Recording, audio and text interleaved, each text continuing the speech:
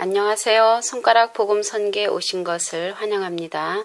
자, 오늘은 비의 비밀에 관해서 하나님의 말씀을 통하여 비에 관해서 알아보는 시간을 갖도록 하겠습니다.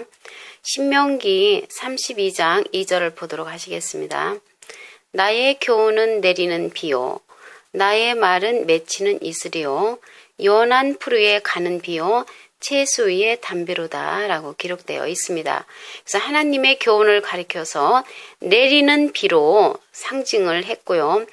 나의 말은, 하나님의 말은 맺히는 이슬이요, 이슬비로 상징을 했습니다. 연한 풀 위에 가는 비요, 채수 위의 담비로다. 이렇게 하나님의 말씀을 관해서 비로 상징된 것을 알 수가 있습니다.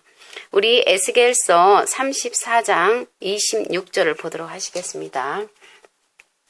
내가 그들에게 복을 내리며 내 산 사면 모든 곳도 복되게 하여 때를 따라 비를 내리되 복된 장마비를 내리리라 라고 기록되어 있습니다. 우리가 장마비는 장마비인데 복된 장마비라는 것이죠. 그래서 복을 내리기 때문에 복된 장마비의 말씀입니다. 계시록 1장 3절을 보시면요. 이 예언의 말씀을 읽는 자와 듣는 자들과 그 가운데 기록한 것을 지키는 자들이 복이 있나니 때가 가까움이라 라고 했습니다. 그래서 하나님의 그 기록된 말씀을 지키는 자들에게 복이 있다고 말씀을 하셨고요. 그러한 복된 장마비를 내리신다고 하셨습니다. 히브리 6장 7절을 보도록 하시겠습니다.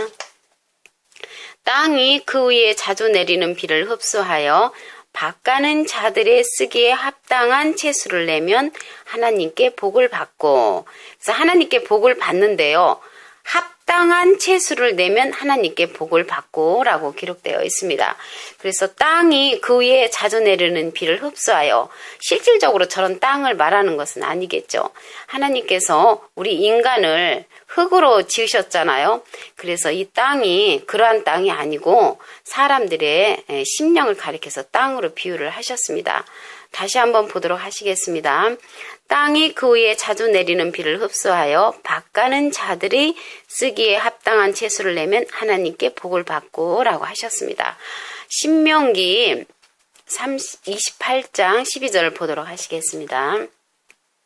여호와께서 너를 위하여 하늘의 아름다운 보구를 열으사 내 땅의 때를 따라 비를 내리시고 내 손으로 하는 모든 일에 복을 주시리니 내가 많은 민족에게 꾸어줄지라도 너는 꾸지 아니할 것이요 라고 말씀을 하셨습니다.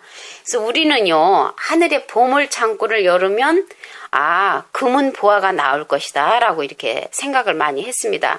그런데 하늘의 보물 창고를 열면요, 비가 내린다고 하셨습니다. 다시 한번 말씀을 보도록 하시겠습니다.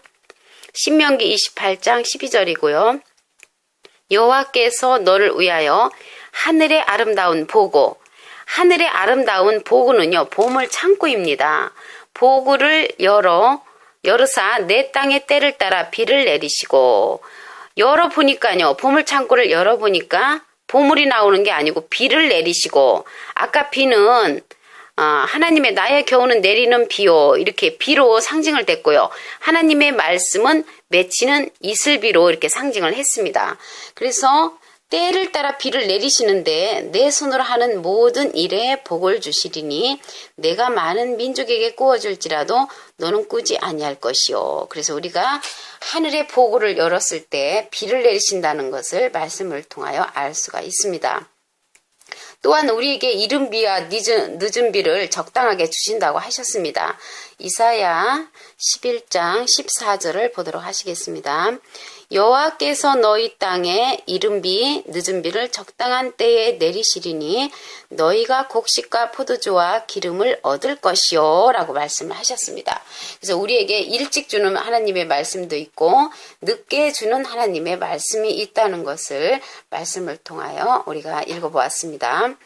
또 진노의 비라고 그렇게 기록은 되어 있지 않지만 진노를 하시는 그러한 말씀이 있습니다.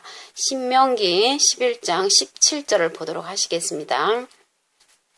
여호와께서 너희에게 진노하사 하늘을 닫아 비를 내리지 아니하여 땅으로 소산을 내지 않게 하심으로 너희가 여호와의 주신 아름다운 땅에서 속히 멸망할까 하노라 라고 말씀을 하셨습니다. 근데 여기에 보니까 하늘을 닫아 비를 내리지 아니한다고 하셨습니다. 다시 한번 말씀을 보시면요. 여호와께서 너희에게 진노하사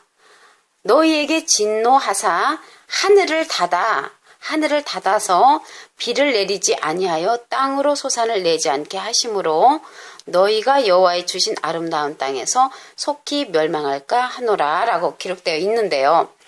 땅이 비를 받지 못하면 어떻게 되냐면 갈라지지요.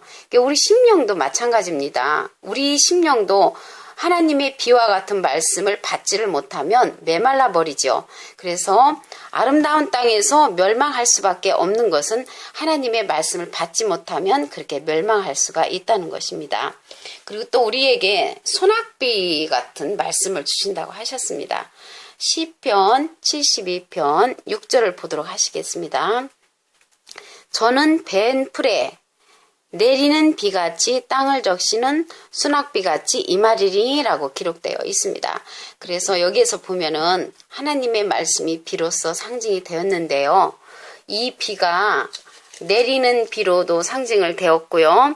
또 이슬비로도 상징이 되었습니다. 또한 연한 풀에 가는 비로도 상징을 되었고요. 채수의 단비로도 상징을 되었다는 것을 알 수가 있습니다. 아까 말씀을 드렸지만 우리에게 복을 주시는 복된 장마비도 있고요. 또 자주 내리는 비도 이렇게 히브리서 6장 7절에 기록되어 있습니다. 또 하나님의 보물창고를 여는 그런 때를 따라 주시는 때를 따라 주시는 복도 있다는 것을 알 수가 있습니다. 이사야 11장 14절에도 보시면 이른 비도 있고요. 늦은 비로 또 하나님의 말씀을 상징이 되어 있습니다. 신명기 11장 17절에는 너희에게 진노하사 하늘을 닫아 비를 내리지 아니하여 땅으로 소산을 내지 않게 한다는 그러한 진노비의 말씀도 있다는 것을 말씀을 통하여 알 수가 있습니다. 시편 72편 6절에는 저는 벤 풀에 내리는 비같이 땅을 적시는 소낙비로도 상징된 것을 말씀을 통하여 우리가 상고해 보았습니다. 감사합니다.